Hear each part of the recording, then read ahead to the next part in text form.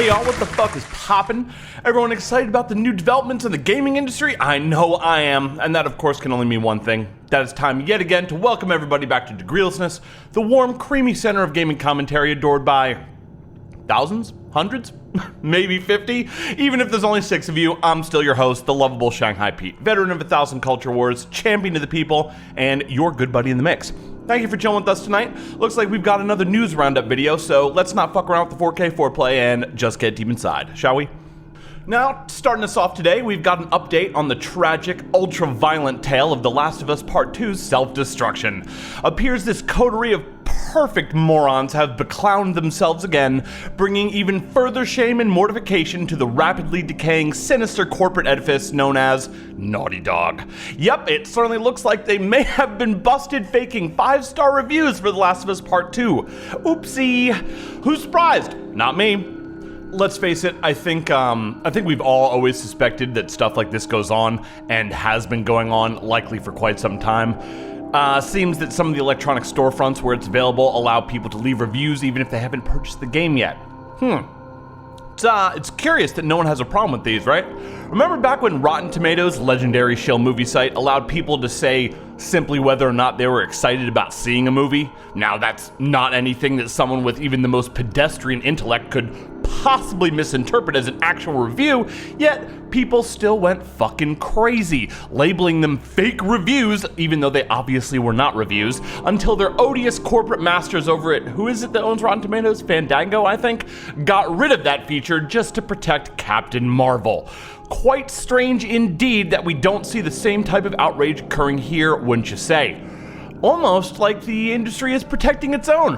Almost like there's some type of, I don't know, narrative and establishment control at work to ensure that certain products and companies succeed.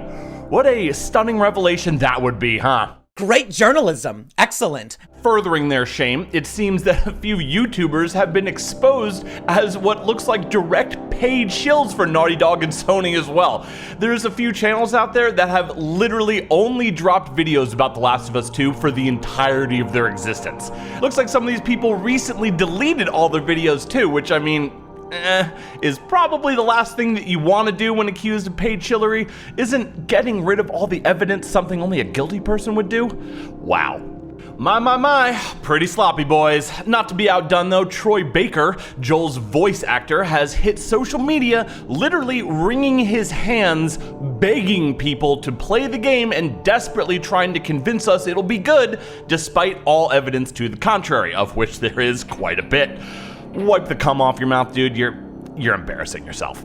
Now, the quartering, as at Heel vs. Babyface and Upper Echelon have all done far more exhaustive coverage of most of this nonsense, so if for some bizarre reason you want to hear more about this, check out their videos on it. They're awesome. I don't have the attention span to say anything else other than maybe throw up in my mouth a little bit.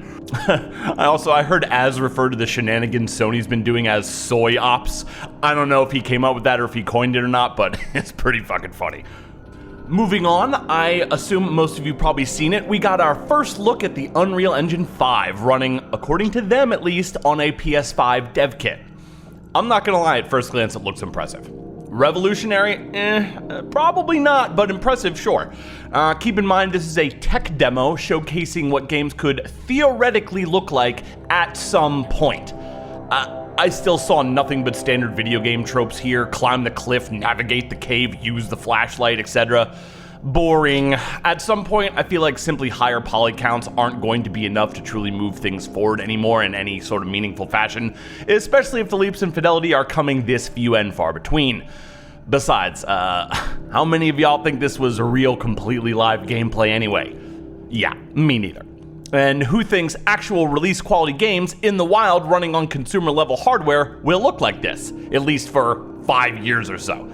Yeah, me neither. Show me a game that's going to be released that we can play that looks like that and I'll eat my fucking head. Alright, this looks like 80% marketing, 10% in-house scripted render, and 10% maybe something that may actually appear in a playable piece of software at some point. A glorified tech demo, whatever the fuck that means these days, supposedly running on PS5 hardware that's nothing even close to a publicly released game or even a game in development it's just not enough for me at this point. It's a good start, yeah, absolutely, but Get back to me when you have an actual game you can show me, you know, like with someone playing it, maybe on a console we're allowed to see, perhaps. Until then, how about you pipe the fuck down? And now for an amusing change of pace, let's briefly mention something fun. Y'all see that Ghost of Tsushima gameplay? Yeah, looks pretty fucking hard, guys. Of course, it's far too early to start slobbing knobs or anything, but I'm gonna go ahead and say, for the record, you can mark me down as cautiously optimistic about this one. My PS4 has been a dedicated media server for old seasons of Ancient Aliens for far too long, so it'd be nice to have a good reason to play an actual game on it for once. Unless you count that brief dalliance I had with the Final Fantasy VII Remake last month, and I don't. Not to be outdone though, the bullshit does come back around full circle this week, as we yet again need to talk about Doom Eternal.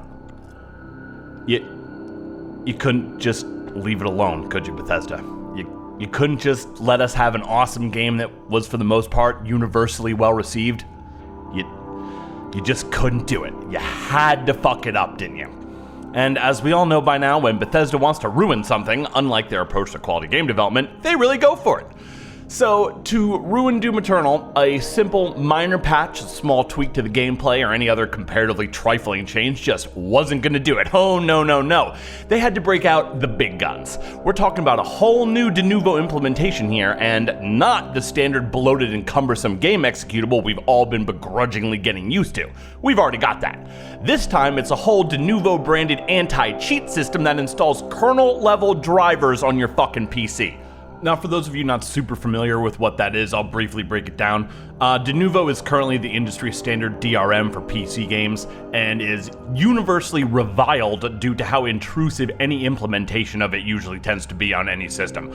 Bloated executables barely scratches the surface. Normal DENUVO is bad, but their new anti-cheat shit is apparently even worse. People have been reporting everything from driver problems, stop errors, blue screens, severe performance degradation, issues just launching the game, and for many Linux users, doesn't even run at all anymore.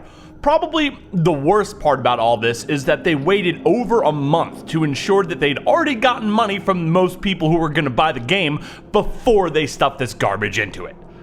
I haven't even opened up Steam since I heard this. Are you guys really going to make me replace the version of the game that I paid for with the scene release? If it were almost any other publisher, I may be holding out some desperate hope that the answer would be no, and that they were gonna listen to their customers and walk this back. But it's Bethesda, so we all know what the chances of that happening are. Yeah, 0. Fucking kill me. God, I hate you, Bethesda. Well, damn, nothing quite wraps up an anti-industry diatribe like some good old-fashioned Bethesda bashing, huh? Just something about it, I guess. And no, for any of you wondering, we are not going to talk about the culling because who gives a fuck about the culling? The culling? Alright, get the fuck out of here. The culling. Fuck you. We only talk about games that people actually play over here. Over here at the illustrious degreelessness. Anyways, that's our show for today. Thanks for spending a little bit of your free time with us. We love you today. We love you all the way. Hope everyone's staying safe and healthy out there, and that, hey, maybe you managed to beat some of those old NES games during the lockdown. Remember to downvote this video to help ensure that the truth stays buried. Leave a comment below telling us all how you'd still give Naughty Dog your money even if they violated your sister, and be sure to never subscribe to this idiotic channel because it's a dead man's party.